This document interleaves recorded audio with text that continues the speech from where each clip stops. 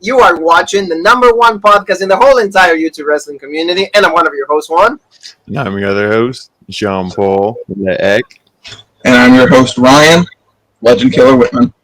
That's right, and all together we are Lootcrate. And we are, ready to talk about NXT Takeover 30. It was a pretty good show. It's been like we've been watching 5 hours of wrestling all together. So we're pretty much juiced out with all this amount of wrestling that we had.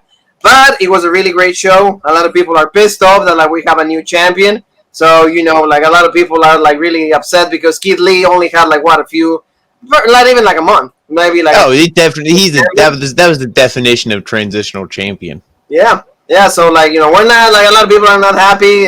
They wanted Cameron Grimes. No, I didn't want him to win, but it's all good. So we're gonna be talking about, of course, guys, is NXT Takeover 30. So guys, I want to start out saying thank you to every single one of you that is watching our videos. Of course, we have Smackdown review, Jean-Paul and myself talking about everything that the Go Home show for SummerSlam. We have previews and predictions with the Legend Killer of SummerSlam. Is already in the channel, so please check that out. All the outcomes. And, right here, we're going to be talking about everything about NXT TakeOver 30. So, let's start out with, the Legend Killer. How did you like this pay-per-view, Ryan? I liked it. It was a very good show. Regardless of how you feel about the ending, the matches themselves, I think they were all very well put together. Some of the endings and title changes made sense. Some are, it is what it is. But, we'll break it all down here in this review. That's right. Jean-Paul, your thoughts on this? Are you happy because you're not basking in his ass? No, I mean, I'm a huge Keith Lee fan, so that was a little upsetting. But, Karrion, it was one of those things where they were in a rock and a hard place because he has to keep winning, so he had to win here. And that was the right choice. But, like Ryan said, every match was really good on this show. I loved the ladder match. That was probably my favorite match. Finn Balor and Timothy Thatcher was good if you really like a wrestling match, old school style. And then the women's match, it was pretty good, and it had its exciting moments in it. And it was a good show. And Pat McAfee, I will say, was really impressive. So you're impressed by Pat McAfee. Yeah. I want Legend Killer. What about you? Are you impressed by Pat McAfee or I had mixed feelings. There are things that impressed me with him, but then there are things that you could tell that he is a very fresh green wrestler. Like a rookie, yeah. But we'll be discussing every single thing, guys. So thank you so very much one more time. So let's start out with the pre-show. Pre-show was actually a half hour. Jump on over 6 o'clock. What the fuck? Where's the show? What's going? Yeah, it was and also with Legend Killer, NBA playoffs is I think they did it right on purpose. They did it so much on purpose just to go at the same time as NXT, Dynamite and all of that. So I was really, why they have to be so petty? But anyway, we got the #1 contenders for the tag team titles NXT Championship match, and that is Breezango against Oney Lorcan and Danny Burch, and also Legado del Fantasma. This match I really liked. I think that the winner we didn't choose the ones that actually won because we were thinking Legado del Fantasma. They're really on fire right now, and they haven't lost anything. But unfortunately, Jean-Paul always asked for Danny Burch and Oney Lorcan to have goal. They were actually the guys that were pinned. So, let's start with you, Jean-Paul. What the hell? Yeah, I mean, this match, I thought it was good. I thought it was going to be a little bit longer. I mean, all these guys were shot out of a cannon. It was almost like I was watching a match on Dynamite. Lots of high flying, lots of spots, high-paced action. And Breezango, they got the win here. And, we thought, Legado del Fantasma was going to win because we thought, okay, they're going to keep rolling. Santos Escobar came out too with them. It's okay, that also made you think, okay, there's going to be some bullshit involved. And they did look good, but, what did we say in the triple threat match? Oh, Danny Burch is only in here to take the pinfall. Oh, what's this team of Oney Lorcan and Danny Burch doing in here? They're only here to take the pinfall. But Breezango, now they won. Commentary was really putting them over, saying these guys have been in NXT for a while. They were up in the main roster. They're back in NXT again. And neither of them have ever held gold in NXT. I think that's a foreshadowing that you got to put the gold on them. Yeah, that's a good. That, like you said, the commentary team was actually talking a lot about these guys, and also it's worth saying that Mauro Ranallo was not there, so it's actually Big Joseph and also Corey Graves made his return to NXT. I don't know if he's needed. I don't understand why was he there, because Beth Phoenix did a really good job. Yeah, I will say that. though, and I want to know what Ryan thinks, because when he was on NXT before, he was good. Go call up to the main roster, he became intolerable with Michael Cole. But even here tonight on NXT, I thought he was pretty decent. But what do you think, Ryan? Do you like Corey Graves? And also thoughts on the match, yeah, both. Well, for the match, I'm going to be honest, I was bullshit because I was watching the first half hour of Dynamite, so I did not see the pre-show. But Jericho's like, that's right, Demo God, baby. That's right. Who was a big fan of Breezango, even when they were on the main roster and when they were doing the Fashion Police run, I thought it was very entertaining. So it's good to see them getting a little bit of screen time again, regardless if it's on the pre-show or not. But then with Corey Graves' commentary, yeah, I agree with you. I think it was better in the NXT atmosphere with this show in general than he is on the main roster right now. I think, brothers, that like he feels more liberated. You know, he's able to say better. You know, like maybe he can speak up his mind a little more, and actually be able to like create his own ideas rather than do this, do that. Yeah, because he was even the heel commentator, because he was like cheering for Karrion Kross and this and that, but he wasn't obnoxious like he is on SmackDown. But see, you're right, and we have like a number one contenders in these two guys. The guy with the kinesio tape, because God forbid he's gonna get injured one more time, and then 6 more months for like Tyler Breeze to be in the shadows. But thankfully they won. You know, good stuff for them. They're number one contenders for the NXT Tag Team Champions, so they're gonna go against Imperium. So now let's go to the main show and like the match that like. So we're gonna go see. Like, check this. Check the logo and everything, guys. Check the presentation. Extremely limited. You know, like I would much rather like see. This is like a rock concert, right, Ryan? You know, this is like a rock concert. This looks badass. It just looks badass. It just screams badass and legit. You know, right there. So it was really good on that. But like, let's go on to like the first match. And you know, guys, like talk to me. Let's start with like Jean Paul, because he loves this kind of matches, and he was the one that actually. I don't know if he put this match together. I don't know if he was the one that announced in like the wrestling hall. I don't know what the hell happened here, but that was Finn Balor against Timothy Thatcher, because nobody else knew that this match was on. Nobody knew. You know? No, I mean, and I actually saw something. I guess it was right after they posted the shirt. I saw online somebody's like, "Hey, look at this match that was announced via WWE.com." You know, on a T-shirt, and then it was this, pretty much the same image. And this match they're going to start the show with, because they know people were hot and heavy like Ryan watching Dynamite, and they're like, okay, people probably aren't really going to, Takeover starts, what's on, okay, it's this match. They're going to keep watching Dynamite because they're interested in that. So they didn't want to start off too hot, but this match was good. I liked it. And why did we say this was? Because Finn Balor wasn't in the ladder match because he wasn't going to win it. So you got to put him on TakeOver. He's got to look strong. And you have him in this match against Timothy Thatcher, which it was good. It was old school style wrestling, lots of holds, wear down submissions. Thatcher even looked, good. I would say the first 60% of this match, he looked really strong. It was back and forth, but mostly dominated by Thatcher. But then, Balor fought back, and, it was a great match overall, but not too long, which I thought was good for the style. Because if it would have went long, it would have been really boring, I think. No, look, he even looks tired after this, It's like, it was like he was just like having a really like intense match, and he actually showed that like he can still be technical, because Finn Balor is more like aerial and like the stomps. Finn Balor like all of that, like Sling Blade, all that stuff. Yeah, Sling Blade and all of that. But like Timothy Thatcher, like you said, probably like 50-60% of the match, he was pretty much on the floor on the mat, because that was even Corey Graves was saying that it's just like he was trying to do submissions after submissions, counters, but keeping the submissions, abdominal stretch, all of those things. So, Mr. Whitman, like, tell me, like, what are your thoughts of this? Did you like it? Yeah, I like the match, and I agree with Sean Paul. If this match would have had an extra 5 minutes, I would say that we would not be looking back as fondly as we are right now. And I want to say that Finn Balor, I think, he does get a lot of credit for the way that he can adapt to different styles of wrestling. As Sean Paul said, he can go high flying within this match, so in a more technical style of wrestling. I think that's something that people tend to overlook with Finn Balor. No, yeah. Well, like, that's that training in Japan. They teach all those styles over there. Probably, and then Timothy Thatcher, like, see, for example, I don't think he's able to adapt, though, like, the high flying and all of that. He's more like just floor, like, it's just technical submissions, but it was good in the end. I thought that, like, it was, like, you said, one-sided all the way for Timothy Thatcher, and then, coup de grace, 1916, and done. So I was like, okay. I did like how he hit it twice. So, like the first 1916 he hit was kind of bullshit, but then that second one he hit, it was good. And then, see, I thought he was gonna go for the stomp, but then he went for the pin right off that 1, 2, 3, and it's like, oh, okay. But I mean, it was legit. It was the win who.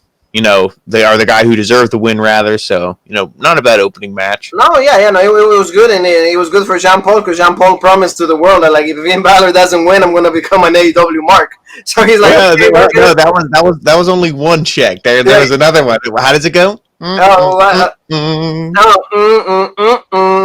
we were there. It's like if he wins and Finn Balor loses, it's like I'm done. Yep, I'm done. No more receipts to cash in. So, Mr. Whitman, let's start now with like. Second match of the card, and that was like the ladder match for the North American Championship. This match, it was really cool. It had a lot of like good spots, a lot of funny spots with Cameron Grimes. Like I like the involvement of Candice LeRae into it. I really enjoy this. So walk me through it, Ryan. Like, what are your thoughts about this? For me, I would say this is the match of the night for me personally. I always love these big 5, 6, 7-man ladder matches. There's always a certain level of just chaos to them that I love about it. And going to this match, I was pulling for Bronson Reed. I'm definitely not disappointed though with the outcome because I was thinking anybody but Dream and Gargano. So I'm very happy that we got a champion. John now. Is legit. Priest. He's legit. Yeah, right. You can tell right now, like I don't think anyone. I don't know. I mean, Ryan's a little old though, so he's all right. Yeah, it's fun, but I really like this spot, like Bronson, and falling into Gargano. I really like that. So let's hear from Mr. Leek. What are your thoughts on this? Oh, this was really good. I mean, in the beginning, it was a little bit like, oh, okay, these two guys fight. Oh, big move, we roll out. Now these other two guys fight. Quick thing, Bronson Reed's gear, tribute to Bam Bam Bigelow. That was legit. But yeah, right here, we can see it. Yep. I mean, but once this thing really got going, it started flowing really well. I mean, you had a lot of talented guys in there. Velveteen Dream, we say what we will, and he's done what he did, but he is a talented wrestler in there. Johnny Gargano is good. Bronson Reed, they say he's as good as a guy half his size, or he moves like a guy half his size, and that's true. And Damian Priest and Cameron Grimes, my pick, who looked good in this thing. And like you said, he had all the goofy moments with Candice and everything, but, he ended up not winning. But I love the sequence at the end when everybody was. This was really cool too. Don't you think, guys? This was really cool because I was like, oh my god! I thought Candice was gonna pull it down there, and I thought it was gonna be some like James Ellsworth bullshit where it's like, oh, okay, let me just win the Money in the Bank for Carmella. I thought it was gonna be, Candice was gonna pull it down, but my favorite crazy ladder spot was when Bronson Reed shoved it, and Velveteen Dream was on top, and he threw him into the chairs and the table, and he was dead. Oh yeah, right at the end. Cool. That was really cool. I like when they did like the superplex also. The next spot, they do that all the time, but this one came out really good because he like when the Dream fell, like he kind of like overselling a little bit. Yeah, the only thing, which I don't know if you guys saw it, but Grimes went for a stomp, and they did an above behind camera angle, and Priest moved out of the way too soon for that camera angle, but he sold the stomp. And then commentary was like, oh yeah, blah blah blah, and then I was like it looked really bad. It was like it was a weird camera angle. I think they went to hit the one button and they accidentally hit the other because it was like, ooh, that. But I mean, because you know how these matches are when you plan spots. Sometimes it doesn't always look good. Oh yeah, that was the only thing I thought in this match that stuck out. I thought everything looked really good. And like when Grimes was on the ladders and they split it, and he's like doing the split and everything. Oh yeah, where like and then they're gonna open him up. That was really cool. But in the end, Mr. Whitman, we get like the pick that I had for in previous predictions is this guy right there, Damian Priest. He's the one that is able to win to get the title, and now he's the new North American champion. I'm really happy because he's been having really great matches, really great feuds, and every single one of them came out short. But finally, success touched his door, and now he's finally champion. I'm really happy. He deserves it. I think that he's gonna be a really good champion just because he can still be face, but kind of like a Razor Ramon face because chicks, all of that. We got a great picture that we're gonna discuss in a little bit. But I want to hear the Legend Killer telling me about what does he think about Damian Priest. Damian Priest. Now I haven't. I'm not entirely watching NXT every week, but from what I've seen, he's one of those guys that, like, when I see him on screen or I see something on social media, Twitter, whatever, that he did something, I'm always interested in, because he's got a look and a vibe to him that just really attracts me to his character. He just has a certain cool factor to him. So I'm really happy. Yeah. For example, like the theme song is kind of like metally, like kind of like goes by, and the guy, when he throws like the arrow and like the flames and all of that. So like, Egg, are you excited for Priest? Oh yeah, I mean, when we did the previews and predictions, I went Cameron Grimes because, like I said, I could see them going with the sleeper pick. He's the annoying heel who everybody beats up. How funny would it be if he's the champ? But they went with, I think, the smartest, and my second pick would have been Damian Priest, because he's a hell of a wrestler. He's deserved it. And like you said, you can do so much with him. He can be babyface, and because the people think he's cool. Like Ryan said, he's cool, so that means he's babyface. But he can be heel because he's like, I'm 6'6", I'm ripped, I got the chicks, I got the belt, I'm better than you, screw you. So you can do so much with him, and that's what's cool. About the chicks, Paul. Like you said, like we have let's see it. Like, what the hell is Triple H pointing out here? Like what the hell? What the hell is this? Where is the arrow? The arrow, the broken. That arrow ain't broken though. Is he pointing out at the belt, or like what is he looking at? And I told you the arrow. Going Yeah, he's watching Road Break, and the one on the left is Brandy Wrestling. So please, if you love wrestling and a pretty beautiful woman, go and follow her on Instagram. Absolutely a gorgeous wrestler. So like the other one, we don't even know who that is, but like, hey, she's with Damian Priest. So good stab on that. See, we Coach Jean Paul, like he's getting trashed for like AEW Dynamite. He needs to be drunk to talk about AEW. I need it. Yeah, but like it was like it's good. We all feel happy for Damian Priest. So like this is pretty interesting. What's gonna happen? The great thing, any of these guys could have won this match at any point until Velveteen Dream got killed. Then he was eliminated from this situation. But another great thing about this is the mid card is so full. Even the guys in the opening match are considered mid-card, in my opinion. So it's like they could all challenge for this belt. So the mid-card on NXT is so deep that Damian Priest, I think, will have a great number of opponents. He has a good, a good group of guys that he can feud with. So that's good stuff. See, he was on the crowd, the guys. They call them role models. The babies. The babies right there. Like they might have watch that special. If you don't get at least one tear in your eye when you watch that new Untold special, but when we take over Brooklyn, then you don't got a soul. I remember that. Yeah. So please watch that. So they just uploaded that today. So watch that after rope break. After so at 3 a.m. That's exactly. So let's go, guys. So with the match that I want the Legend Killer to because he said he has mixed views on this. So he's like Adam Cole, baby, going against Pat McAfee. This match was pretty good. I think Pat McAfee had a good showing. To me, it was too long for what it was supposed to be, rookie. But then I want to start with the Legend Killer, walking me through this match, because to me, I mean, of course, the right guy won, but again, too long for my taste. Yeah, the match ran a bit long. I think it was decent for as somebody who was a big fan of Pat McAfee with the Pat McAfee show, which is some of the, he's a very good storyteller on the mic. I think the wrestling ability, he did the dive to the outside, which I thought, okay, that's impressive.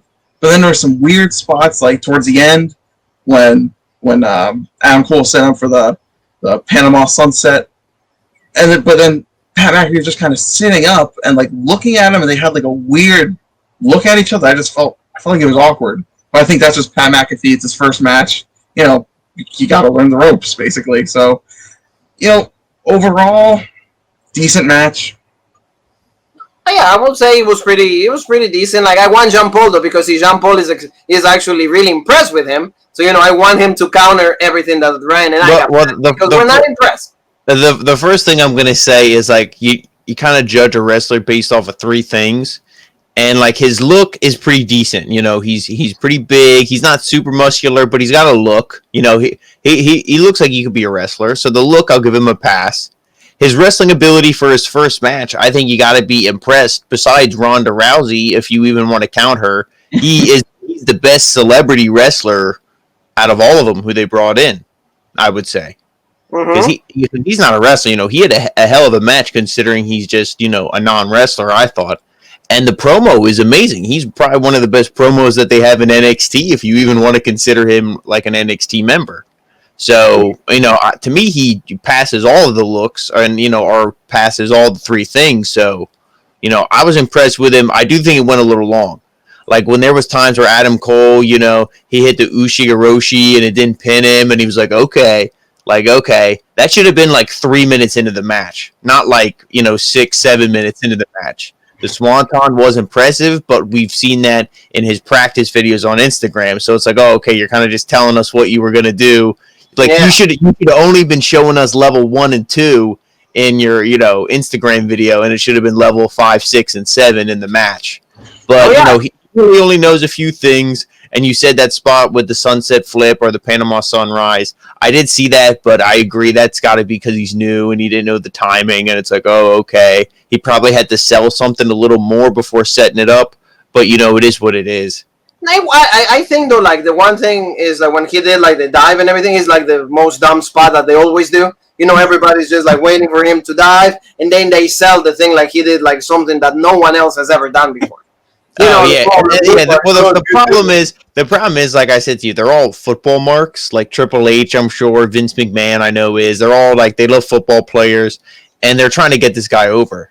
So doing a spot like that, they're like, oh, let's get this guy over. Let's make him look legit. Now, I do love his like athleticism when Adam Cole pushed him off the top turnbuckle and he flipped off and then he jumped back up in one leap. I mean, that's impressive. Oh yeah, he's a good athlete. Yeah, even Adam Cole said in the bomb, he's a great athlete, and the fact that he's trying, he's trying to get a contract, and like if you think about Gronkowski and what he's done, like Pat McAfee pretty much over, he's like a complete different level. He was able to win a match. And he actually didn't look bad, because we're not even discussing if he looked bad.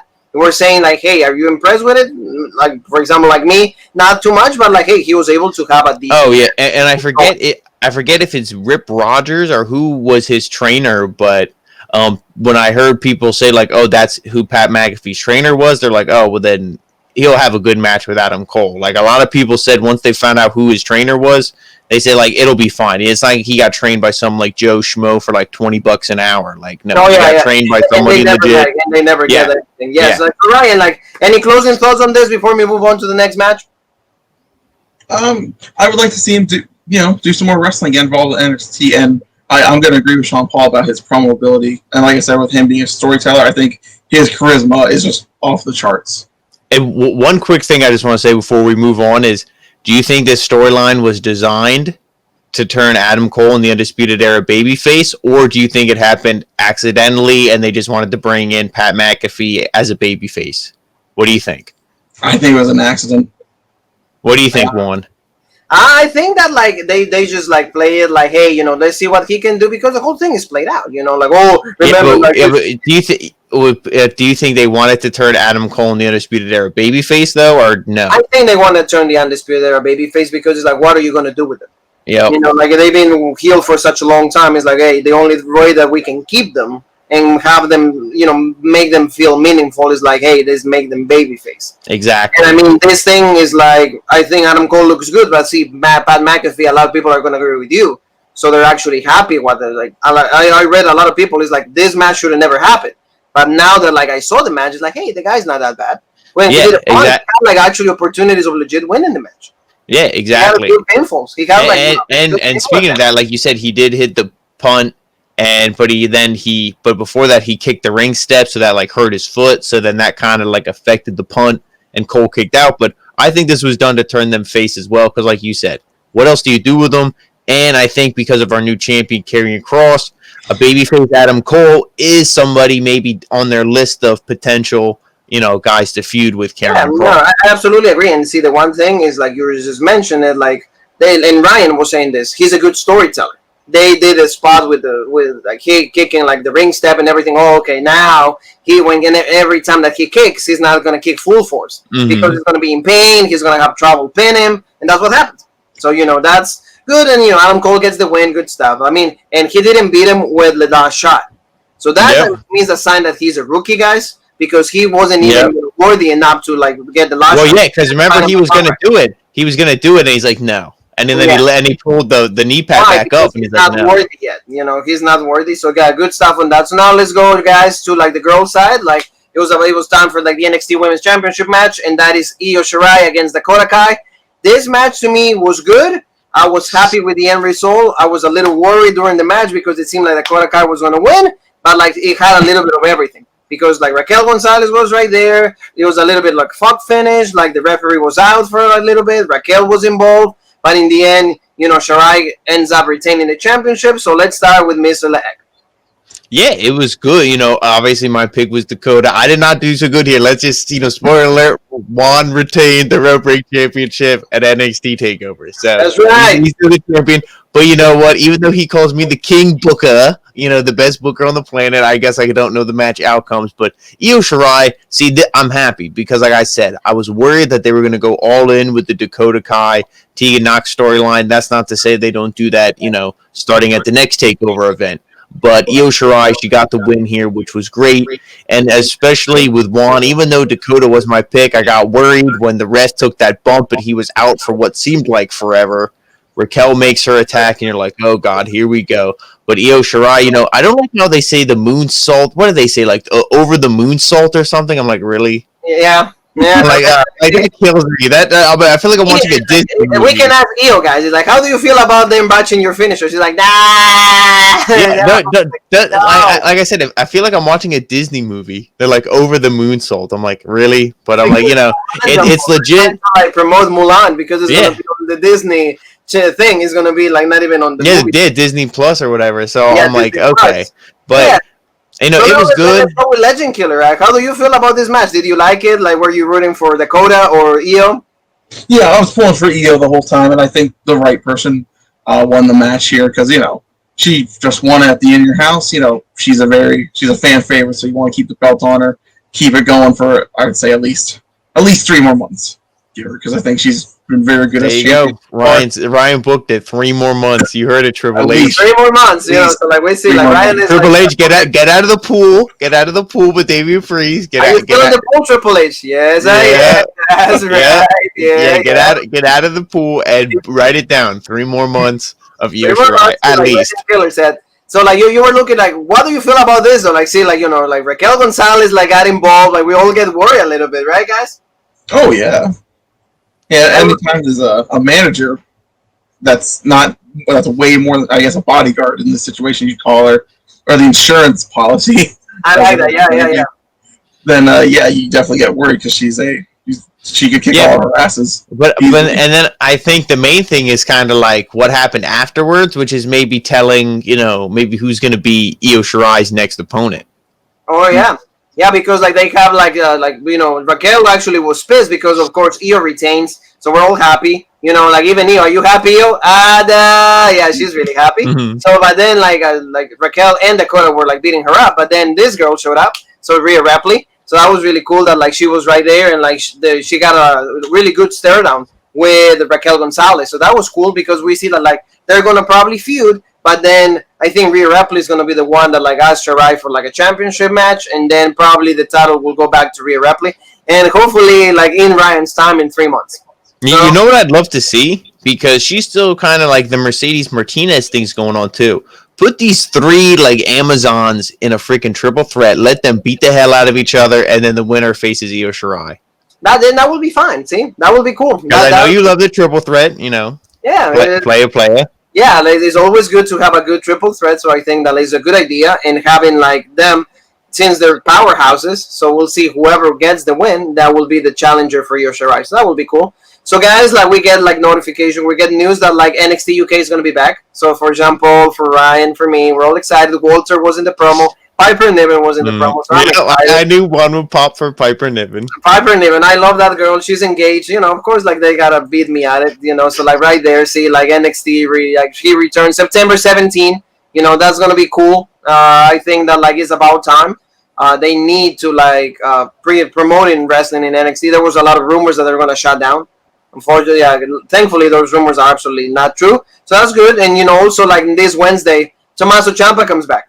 So like right there, returns this Wednesday. I don't know what he's gonna do. Like Jean Paul kind of said that like there's rumors that he's gonna like be challenging Karrion Kross. I don't really want to see that. It's way too soon from what we saw like 2 months ago or 3 months ago with him feuding with Ciampa. So I don't like that, and there was no storyline for him. Remember that, Jean Paul, that he was upset? Yeah, I mean, see, if we want to just talk about that now real quick instead of, after the main event, but to bring it back, there is the storyline there, but like you said, it's too soon because people are going to kind of pull for Ciampa, and what do? You bring him back, he loses, and then he's like, so... Then he doesn't have anything to do, and he also, I wouldn't say he should be able to stake his claim right for Damian Priest in the North American Championship. So maybe they just put him in the mid card. Maybe he goes against like Bronson Reed, Cameron Grimes, guys like that. Yeah, no, it will be like so. I want to ask Ryan though. I want to ask like out of Gargano and Ciampa, who's your favorite one? And who do you look? Ciampa? Like, yeah. So now he's coming back. So like, what do you think he should do when he comes back? Challenge Karrion Kross right away, or like what? Because he left because of Karrion Kross. I think they're in a tough spot with how to book him. Because, you can't just throw him, Kross right away because obviously Kross is going to go over because you don't want to take the belt off him. They've been building him up now for how long? So to just take everything away right away would be stupid. But then, mid-card? I'm going to agree with you. Just throw him in a mid-card, have him go, maybe feud against Balor? I think that would be good. But Balor will be fine, yeah. Yeah, just... See, get the number one contender out of both of them. What do you think, Leak? Balor's the guy who also kind of has to go over. Like, the only way that... He's been losing, but he's been losing either in triple threats that he doesn't get pinned, or he's been losing in, like, a screwy finish. So, a feud with Ciampa, I wouldn't like to see because I think Ciampa's got to kind of go over because he's just, coming back.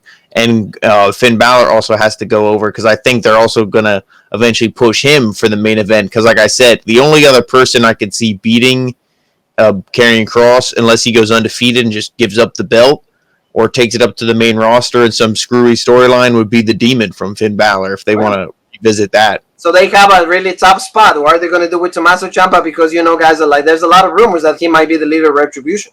So we'll see what happens, Legend Killer is with us on Fridays for SmackDown, so we'll see where we end up seeing Tommaso Ciampa. A lot of things, like rumors, is like The Miz is also involved with Retribution. So we'll see, but that's a topic that we will discuss on Friday night. So good stuff. So now, guys, let's go to the main event. It's about time. So we get to see this, guys. We're excited about this. So, championship match. Keith Lee against Karrion Kross. I was excited about this. The match, for me, even like Corey Graves said it was like it's really paceful. Like it has like Karrion Kross takes his time. It's not supposed to be like really fast. It's not supposed to be like high flying things. It's more like holes and like you kind of get your opponent tired. So that's how it was. But like at least the outcome for me, I was happy with it, and I'm happy that we have a brand new NXT champion in Karrion Kross. So let's start with Killer. Now, Legend Killer Ryan Whitman. Tell me, are you happy? Did you like the match? What's going on here? Yeah, I like the match. They, you're right. It was definitely a peaceful match. The ending, I'm fine with Karrion winning. I thought maybe they could do some kind of screwy finish to keep the belt on Lee, maybe just a little bit longer than have him drop it on the an NXT show or whatever the next takeover is going to be. But ultimately, Kross is a champion. They've been building towards it now, like I said earlier. So it makes the most sense to put it on. And I would say that the entrance for Karrion Kross, probably one of the coolest entrances I've seen in a while. Just with the fire just going like that. That's rock and roll right there. That was pretty awesome. Oh, yeah. Like what we've said, like Jean Paul and I said from the beginning, is like the entrance is absolutely amazing. The entrance sells you like in it. Like it's very similar to what The Undertaker, like that, the same reaction. Oh my gosh, it's like I'm so sold into this guy. And Scarlett singing, and then it gets like really like metally and then they're like pretty much they're about to bang or something. But like it was cool.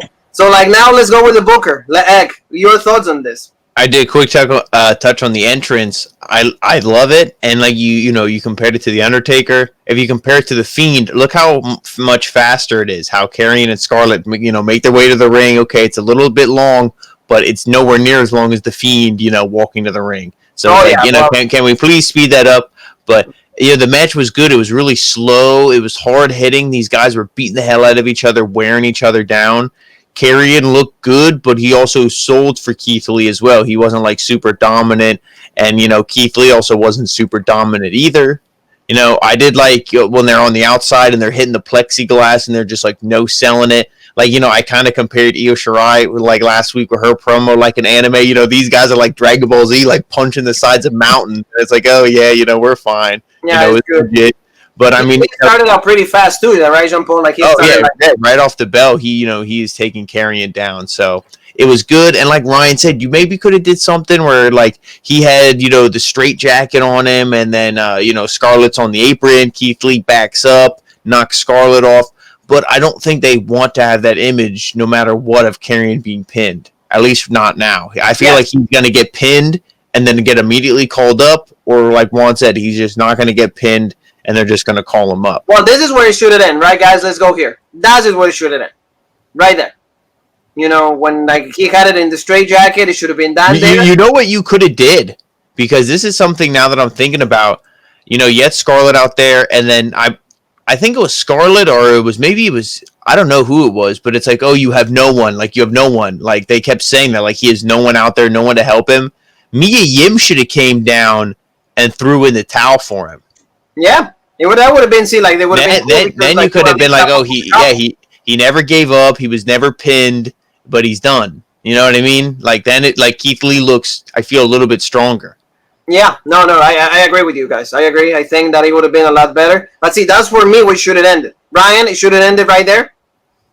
Yeah, because the ending that they did with that top rope spot, it just felt like an awkward ending. It's because it's one of those situations where you see a movie, like, okay, the pin, it's going to be a 2 count, but then when the ref counts 3, you're like, oh, okay, the match is over. That's odd. Usually you always expect some kind of big finish. Not that top rope spot, not that it wasn't a big move, but it's not what you see nowadays with a match-ending move. It's not a finishing move. That's what we call it like the anticlimactic ending. Oh, yeah, because he was working over... from the top rope. He was working over his arm, and, they said, not just the shoulder or the wrist or the elbow. He's working over every single point of the arm. So you're like, oh, he's going to go for that straight jacket, and that's what it's going to be. He's going to get Keith Lee in the straight jacket again, because Keith Lee fought out of it like the first time, like we mentioned. He goes up to the top rope, that, Avalanche Doomsday Saito, 1, 2, and I think even commentary, either they didn't know or they did a good job selling it that they were surprised, because I don't think they even thought Keith Lee was going to get pinned, and it's 3, and then everyone's like, Look at Scarlett's reaction. She doesn't even she's so surprised. Look, like she's done. She's falling asleep because she didn't know it was about. Yeah, that's what I mean. It was like Keith Lee, like I said, was he like, hey, I got to take a shit. Like, let's wrap this thing up. Let's go. Like, I don't know what it was. It kind of ended abruptly. I believe it was like, what was it, 9:21? It was like a weird time. It was like, it was just, it didn't make any sense. I don't know what the ending was, why it kind of ended so abruptly, but I feel like that was who their winner was going to be regardless. Now, are we still going to see storyline with Keith Lee? I hope so. I hope Keith Lee's not completely just like, so, or I hope we don't see him on Monday Night Raw, showing up. I hope that's not the case, but, we have a new NXT champion, so. Oh, yeah, lots of new storylines open up now. Ryan, walk me through this image. Don't you think that's badass? See, fire. This is what else can you say about a champion with this, with this image? Or give me about this one. Look, right there. It looks like a champion that they are going to have a hard time booking him to get the belt off of him. Yeah, because I'm having a hard when you look up and down the NXT roster, you have a hard time finding somebody on there that legitimately you think could take the belt off of him. But I think he have a few guys, but you're right though. But see, the image is just for me, it sells it on its own. Oh yeah, he looks fantastic there. Just the two of them together, it looks menacing, almost like he looks like a killer. And that his name, before it is Killer Kross. So good job on that, Legend Killer. So Jean Paul, you close this down. What did we say? Before you start whacking? No, you don't do that. But what did we say? You have him, like a kind of a crazy, strong, maybe even a little bit supernatural, guy with a hot blonde chick. And then you have somebody on SmackDown who's kind of similar, who now has a hot blonde chick with him. you like you said, this is a feud. You got to do the Fiend versus Karrion Kross. Are you talking about him? Yeah, there it is.